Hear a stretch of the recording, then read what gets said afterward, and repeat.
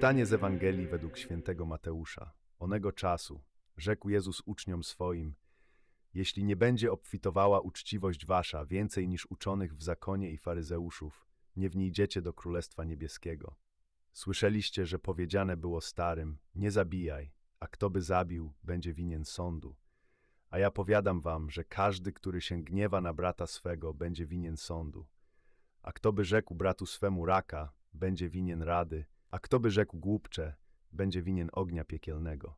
Jeśli tedy poniesiesz dar swój do ołtarza, a tam wspomnisz, że brat twój ma coś przeciwko tobie, zostawże tam dar twój przed ołtarzem, a idź pojednać się pierwej z bratem twoim, a potem przyjdziesz i złożysz dar twój.